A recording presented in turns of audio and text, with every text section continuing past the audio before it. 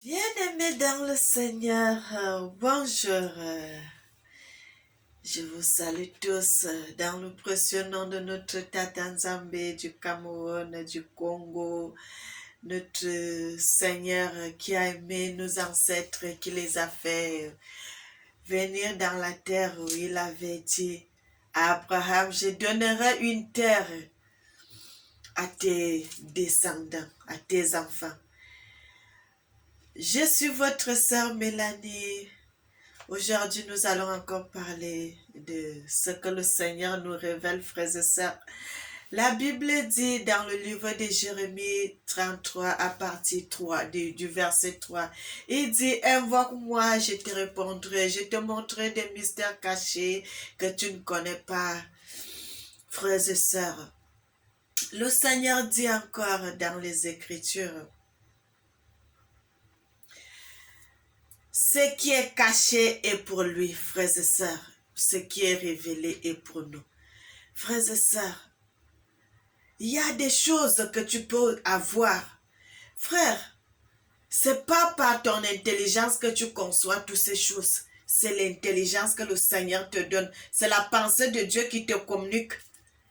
Et c'est à partir de là que tu parviens à parler de la part du Seigneur. Frères et sœurs, le Seigneur est merveilleux. Nous allons un peu lire le livre d'Amos pour voir quelque chose dans ce livre, frères et sœurs. Nous allons un peu lire le livre de Amos.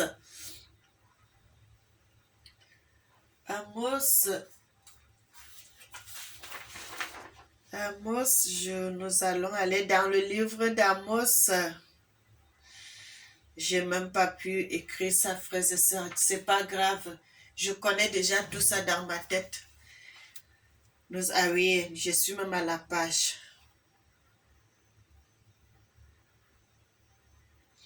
Le Seigneur dit dans les Écritures, dans le livre d'Amos, dans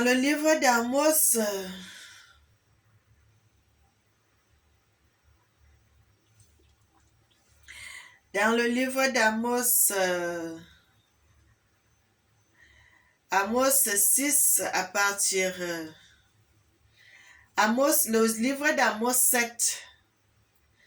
Le livre d'Amos 7 à partir du verset 1. Il dit, le Seigneur l'Éternel m'a envoyé cette vision. Voici, je formais des sauterelles un moment où les regains commençaient à croître. C'était le regain après la coupe du roi. Nous allons un peu aller un peu devant, frères et sœurs. Nous n'allons pas tout lire. Nous allons commencer au verset 5 du livre de Amos 7 à partir du verset 5. La Bible dit, j'ai dit, Seigneur éternel, arrête donc, comment Jacob subsistera-t-il car il est faible. L'Éternel se repentit de cela car non plus n'arrivera pas, dit le Seigneur l'Éternel. Il m'enverra cette vision. Voici, le Seigneur se tenait sur un mur tiré au cordeau et il avait un niveau dans la main. Frères et sœurs, pourquoi je suis en train de lire ce passage? Frères et sœurs, parce que le Seigneur avait dans le livre de Genèse 15, je crois à partir du verset 13, vous pouvez descendre jusqu'à la fin, vous allez voir ce que le Seigneur avait donné une prophétie à Abraham, notre ancêtre. Il a dit, tes descendants seront esclaves dans une époque lointaine et ils seront asservis pendant 40 ans, 400 ans. Ils seront asservis pendant 400 ans. Et dans d'autres versets, vous allez voir ça continuer jusqu'à 430 ans, frères et sœurs. Le Seigneur nous dit, nous a révélé des choses, frères et sœurs. C'est pour cela que j'aime souvent, bien aimé, j'aime souvent faire certaines vidéos pour vous réveiller. Réveiller mes frères, réveiller mes sœurs. Frères, parce que quand c'est seulement pour le malheur, c'est là où on reconnaît que la parole là s'adresse aux Africains. Quand c'est seulement pour le malheur, on dit que oui, c'était prédit que les Africains devaient aller en esclavage. Les Africains devaient aller dans tel ou tel endroit pour aller subir parce qu'ils avaient péché. Mais quand il y a la bénédiction, pourquoi mes frères aussi ne veulent pas accepter cette bénédiction? Le Seigneur avait dit donner les malheurs qui devaient nous arriver, frères et sœurs. Le Seigneur aussi avait donné les bonheurs qui vont nous arriver, frères et sœurs. Il y a eu des malédictions parce que nos ancêtres ont péché. Mais il y a aussi les bénédictions qui sont à l'intérieur, frères et sœurs. Pourquoi les gens, quand c'est le malheur, ils acceptent, ils sont contents, mais quand c'est le bonheur, ils ne veulent pas accepter ce bonheur? Pourquoi ils ne veulent pas accepter ce bonheur? Donc vous êtes content quand c'est le malheur, quand c'est le bonheur, là, vous n'aimez pas, vous êtes fâchés. Vous n'aimez pas le bonheur, frères et sœurs. Moi, j'aime le bonheur. Moi, j'aime le bonheur. Je sais qu'il y en a eu tellement de malheur, mais maintenant, c'est le moment de bonheur, c'est le moment de se réjouir, c'est le moment d'être dans la joie. C'est pour cela, frères et sœurs, quand je parle de la parole de Dieu, moi, je cogne, même si ça fait mal, je préfère parler. J'aime parler parce que quand je parle, ça fait mal aux autres, ça me fait aussi mal, ça me touche aussi à moi. Parce que quand on était des enfants, là, nous aussi, nous tous, on allait dans les églises catholiques. On allait partout là-bas. Quand on était des enfants, les 8 ans, les 9 ans, on allait aussi là-bas. Frère, c'est ça, c'est en grandissant là, quand on est devenu grand, qu'on a commencé à se connaître que tout cela, c'était en abomination à l'Éternel. Mais, on était partis. Pourquoi on était partis? Parce que nos ancêtres, frères et sœurs, nos ancêtres, ils étaient entrés dans les églises catholiques. Ils n'avaient pas de choix.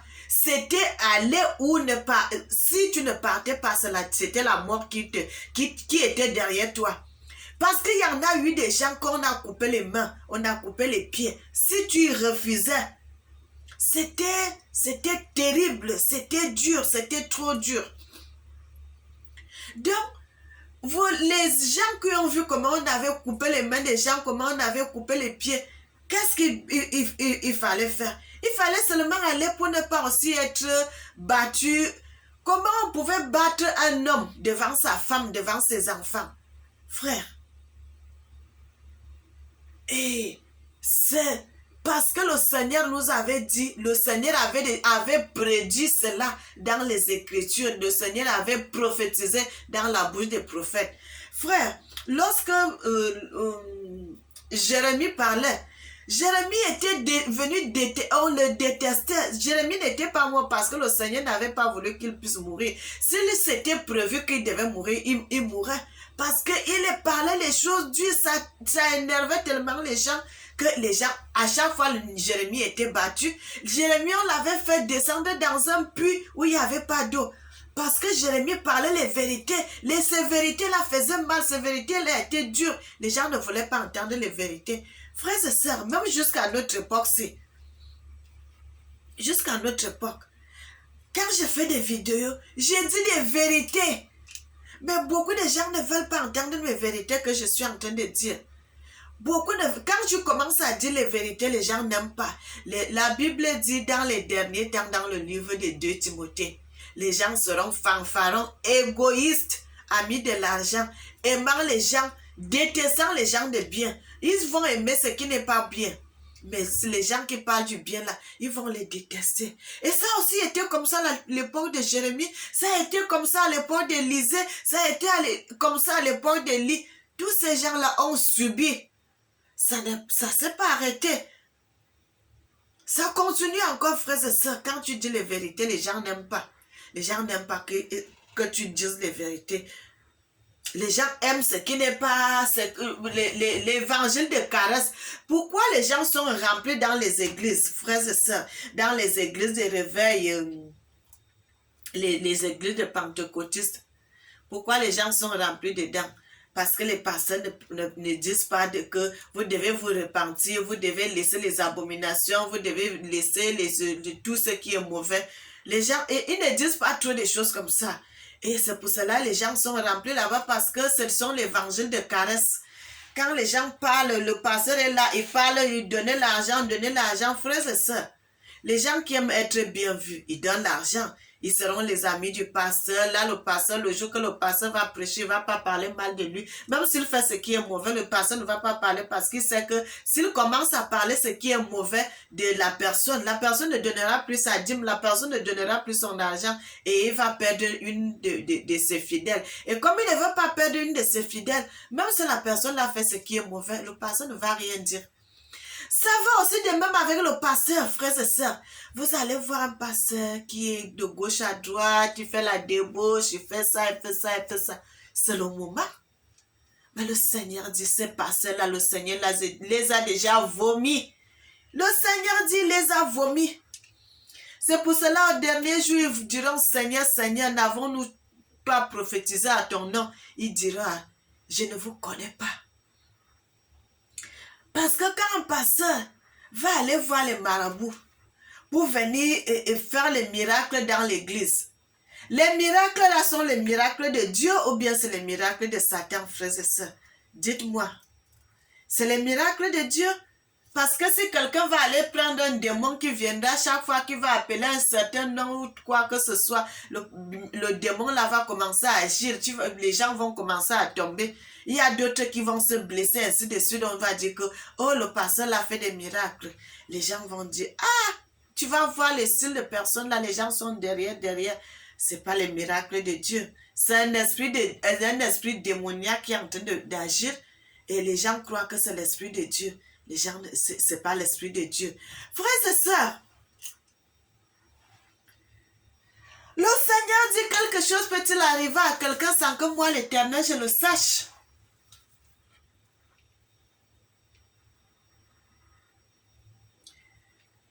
Le Seigneur dit ça. Le Seigneur dit, il hait, je méprise vos fêtes.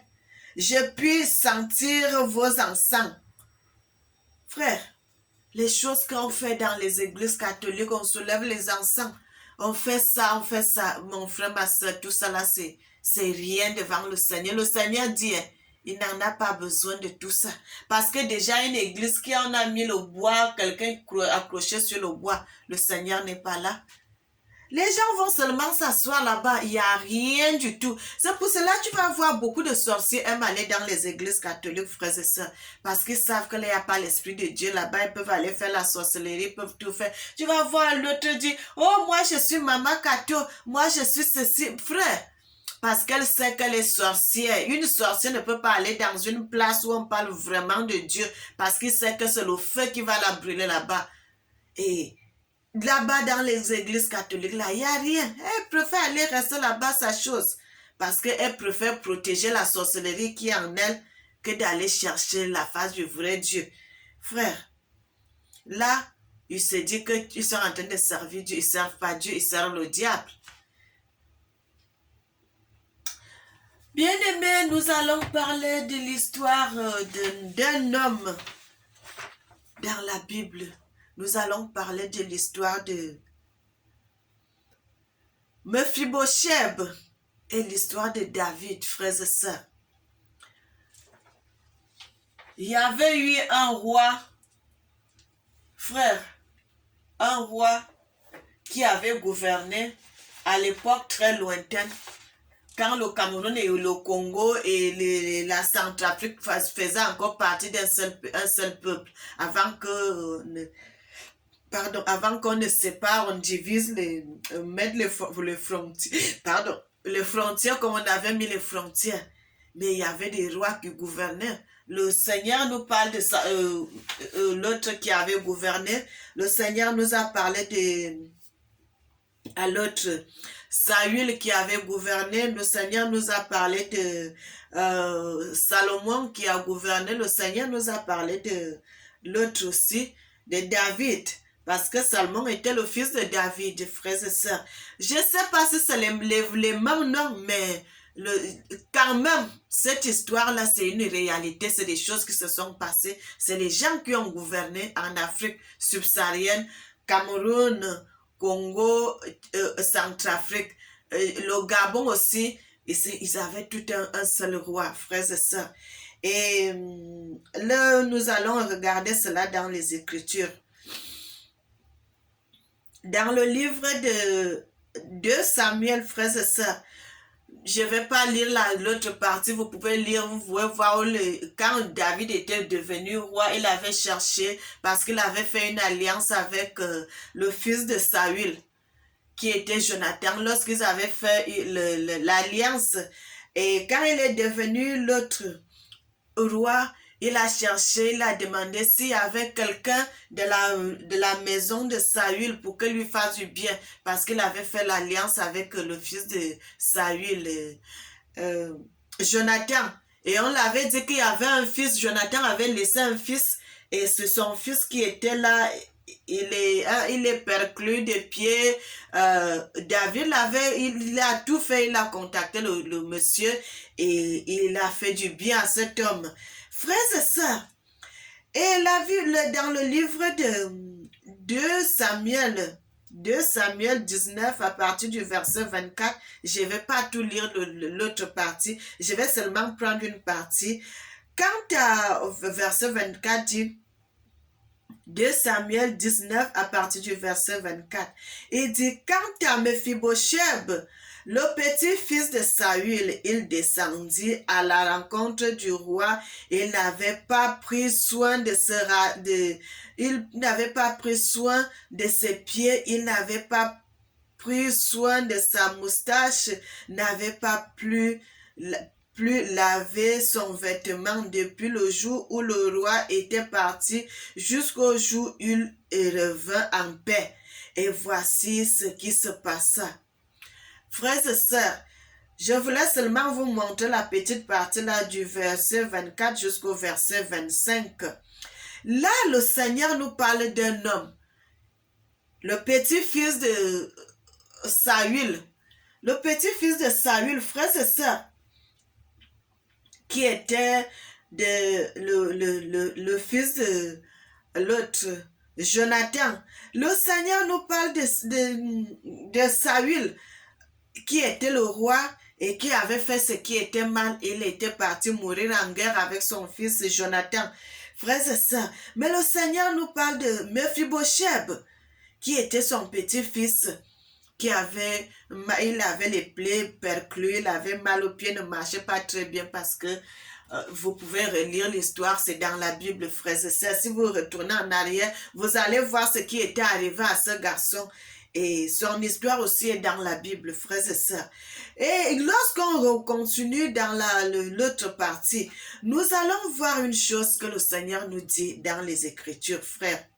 Le Seigneur nous parle. Il nous parle d'abord dans le livre de 2 Samuel 19, à partir du verset 29, il dit, mais le roi lui dit, pourquoi continues-tu encore à dire des paroles? Oui, j'ai dit, toi et Timba, vous partagerez les champs. Alors Mephibosheth dit au roi qu'il prenne même de l'autour, maintenant que mon seigneur le roi est revenu en paix dans sa maison. Frères et sœurs, ici le Seigneur nous parle de Ntimba. Quand vous allez bien entendre Ntimba, c'est un nom, au Congo là, quand c'est un enfant, quand c'est les jumeaux. Ntimba. Donc, Ntimba, c'est l'aîné, Nzuzi, c'est le dernier. Frères et sœurs. Donc, le premier, quand vous faites les jumeaux, celui qui est sorti le premier s'appelle Ntimba. Et celui qui est sorti le dernier s'appelle Nzuzi. Frères et sœurs, tous, le Seigneur dit, Tout ceci, c'est pour nous servir de témoignage. C'est pour cela il a codé certaines choses. Il avait dit à Daniel, c'est ces choses, parce qu'il y aura une époque très lointaine que les gens vont connaître la parole de Dieu. Frère, pour connaître ces choses, ça ne sert à rien d'aller à l'école, parce que je ne suis pas allée à l'école. J'ouvre seulement comme ça, là, je comprends direct ce que le Seigneur veut dire. Ce n'est pas aller à l'école parce que ce livre, c'est notre histoire. La Bible, le Seigneur dit, il est le maître de l'histoire. Et s'il est le maître de l'histoire, il est notre Père. Le Seigneur dit, il a dit à Abraham, tes descendants seront esclaves. Je vais les amener dans une terre qui est à eux. Non seulement quand ils seront dans cette terre, ils vont pécher et ils vont partir en esclavage. Lorsqu'ils reviendront, lorsqu'ils reviennent, ils vont aller où? Mais c'est seulement dans les terres où leurs ancêtres ont occupé qu'ils vont revenir toujours. Donc en Afrique, au Cameroun, au Congo, en Centrafrique, en Zambie, partout, nos parents ont été déportés. C'est toujours dans nos terres, frères et sœurs. Le Seigneur est merveilleux. Il a dit, dans les derniers temps, je répandrai de mon esprit sur toute chair. Vos fils et vos filles prophétiseront. Vos vieillards auront des songes. Frère, quand tu relis tout ceci, tu comprends directement que ça là, c'est l'histoire des Camerounais, c'est l'histoire des Congolais, c'est l'histoire de l'Afrique.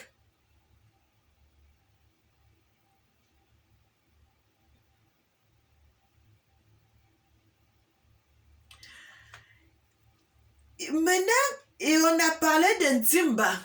Un Timba, ça veut dire qu'un Timba, là, ce monsieur, il était jumeau et c'était lui qui était le premier qui était sorti avant parce que quand c'est Timba, c'est l'aîné et Nzuzi, c'est le petit frère. Donc, c'est lui qui était né avant son frère. C'est pour cela il s'appelle Timba parce qu'il est jumeau. Maintenant, les gens avec qui David travaillait avec, c'est pour cela, frère, c'est ça, j'ai déjà fait des vidéos. C'est pour cela que j'ai voulu refaire cette vidéo pour vous montrer que David, quand on parle là, chaque fois on parle de l'histoire de l'Afrique, l'histoire de l'Afrique, l'histoire de l'Afrique, frères et sœurs, pour vous remontrer que cette histoire, bien aimé, pour vous remontrer que cette histoire, David, on parle du roi David, qu'il a vécu en Afrique centrale, frères et sœurs. Que David a vécu en Afrique centrale, David a vécu au Congo, David a vécu en Centrafrique, David a vécu au Cameroun. Frères et sœurs, que cette histoire concerne l'Afrique centrale. Ntimba, au Congo, les jumeaux, on l'appelle Ntimba, on l'appelle Nzuzi. Donc l'aîné s'appelle Ntimba, le deuxième s'appelle Nzuzi. Quand on voit les noms, frères et sœurs, quand on voit les noms, franchement,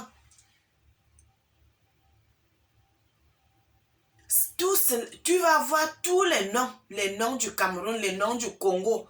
Tu vas voir les choses, ça se ressemble. C'est pour cela que j'ai fait cette vidéo, frères et sœurs, pour vous montrer cette histoire-là que David a vécu en Afrique centrale. David a vécu en Afrique centrale, frères et sœurs. Je vous avais déjà fait une vidéo parlant de l'histoire de notre président. Le Seigneur a codé, il a dit, notre président Paul Biya vient de la lignée des enfants, de la descendance du roi Salomon. Si le président Paul Biya vient de la lignée du roi Salomon, ça veut dire que même Salomon, il a vécu aussi en Afrique centrale, frères et sœurs. Il a vécu aussi là-bas. Tous les rois, vous voyez le roi du Congo, Kinshasa, le président Tshisekedi, tous ces gens, ils viennent de la lignée des rois. Tous ces présidents qui sont au pouvoir sont de la lignée des rois. Vous allez voir comme les présidents comme le Bokassa, les présidents Dako qui étaient là, sont les descendants du roi, frères et sœurs. Parce que le Seigneur avait dit une chose à David, il a dit, je laisserai une lampe. Je laisserai une lampe sur ton trône. Donc partout, une lampe va rester au Congo, une lampe au Cameroun, une lampe qui en Centrafrique. Frères et sœurs, la lignée de David, tous les présidents qui sont sur le pouvoir, Congo, Cameroun, Centrafrique, ils viennent de la lignée du président, du roi David, frère. Je suis en train de vous dire ce que le Seigneur m'a révélé. Ceci, c'est un code, frères et sœurs, qui était codé. Et je suis en train de vous décoder cela, frères et sœurs. La Bible dit, ah, frères et sœurs, il n'y a que le Seigneur qui peut révéler des choses. C'est le Seigneur qui m'avait révélé cela. Tous ces présidents que vous voyez là, parce que leur nom a été codé, parce que c'était dit, le Seigneur a dit cela. La lignée de David, frères et sœurs, partout les descendants de David sont, ils gouverneront. Ils gouverneront que les gens le veulent ou pas. Que les gens soient contents ou pas. Ils seront des présidents, ils seront des ministres, et ainsi de suite. Parce que le Seigneur avait déjà prédit cela dans les Écritures. Donc, personne ne peut changer cela, frères et sœurs. Le Seigneur a dit c'est pour une durée indéfinie. Donc, jusqu'à ce que la terre va finir, ça sera comme ça. C'est les enfants de David, les descendants de David qui gouverneront l'Afrique, qui gouverneront, frères et sœurs, qui gouverneront. Ça ne pourra pas changer. Et c'est comme ça. Le Seigneur, on était sur l'histoire de Ntimba, frères et sœurs. Et maintenant, on a vu aussi, là, David parlait de l'histoire de Mephibosheth, frères et sœurs. Je voulais aussi vous dire quelque chose à propos de Mephibosheth. Frères et sœurs, il y a un village au pays là-bas, je ne sais pas, c'est déjà un petit district au Cameroun.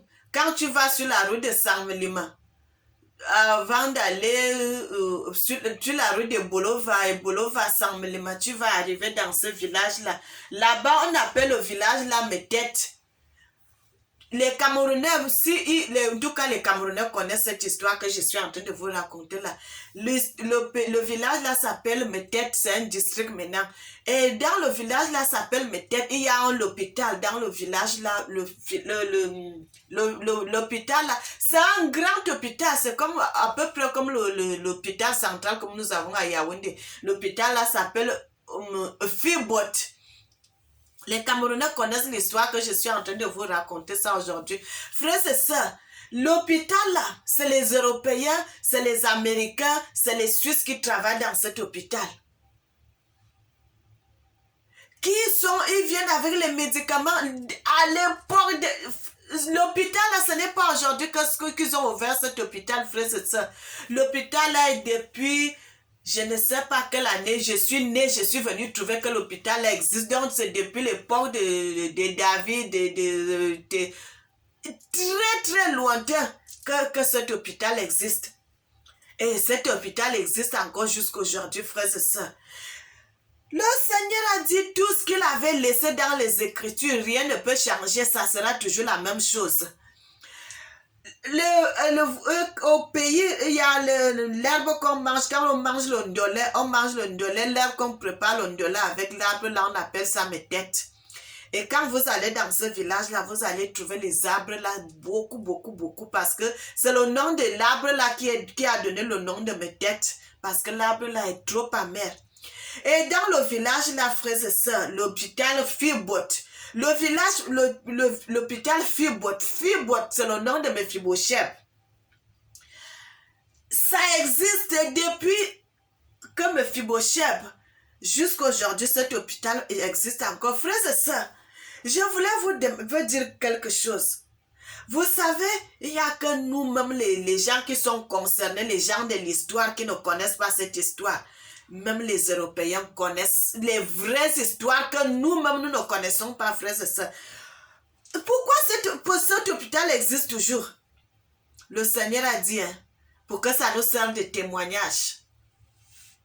Pour que ça nous serve de témoignage. Parce que tout ce que le Seigneur a laissé, ça va exister jusqu'à ce que le monde sera monde, frères et sœurs.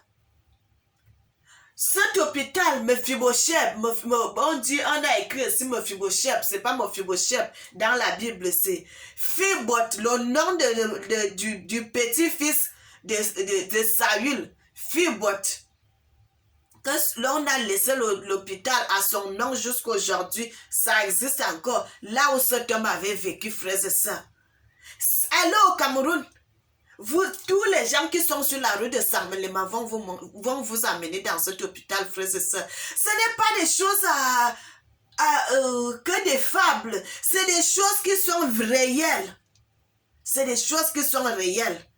Le Seigneur est bon, le Seigneur est merveilleux. Frère,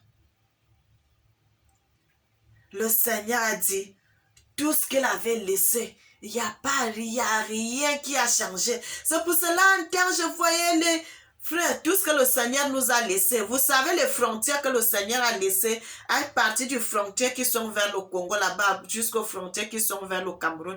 Le Seigneur dit, lorsqu'il va rétablir l'Afrique, lorsqu'il va rétablir les 12 royaumes, il n'y a pas un seul bout de terre qui va aller chez le côté des étrangers. Rien. Ils ne prendront rien du tout parce que nos terres là, ce sont nos terres que le Seigneur nous a données. Donc, ils peuvent faire la guerre, ils peuvent faire des problèmes. Mais le jour que le Seigneur va dire stop, toutes les terres là vont nous revenir.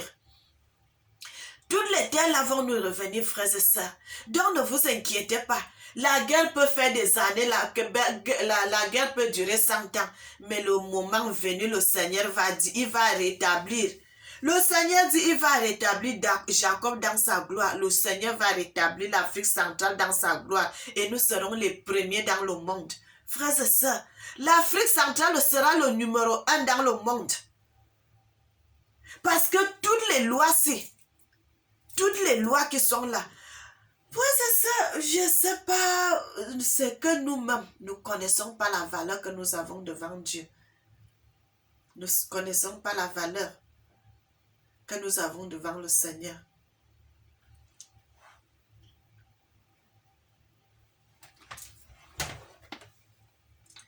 Cet hôpital que je vous parle, frères et sœurs, les gens qui ont si tu as les problèmes au niveau des pieds, si tu as on appelle ça au pays là-bas, la plupart des gens appellent ça les filets. Si on te donne les produits, tu viens avec. C'est tellement fort. L'hôpital existe jusqu'à aujourd'hui, Fibotte.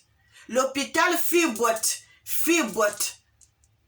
qui est Mephibosheth ici, ils avaient codé ça Mephibosheth. C'est le nom de la personne, c'était Fibotte.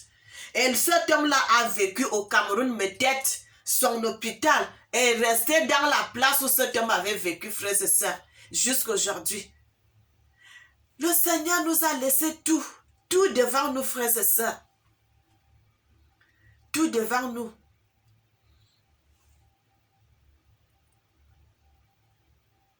Tout est devant nous. Mais nous-mêmes, on ne connaît pas la valeur que nous avons devant le Seigneur, frères et sœurs. Nous ne connaissons pas la valeur. Et le Seigneur encore nous parle encore de quelque chose dans les Écritures, frères et sœurs. Ici, il nous parle lorsque David était en train de partir.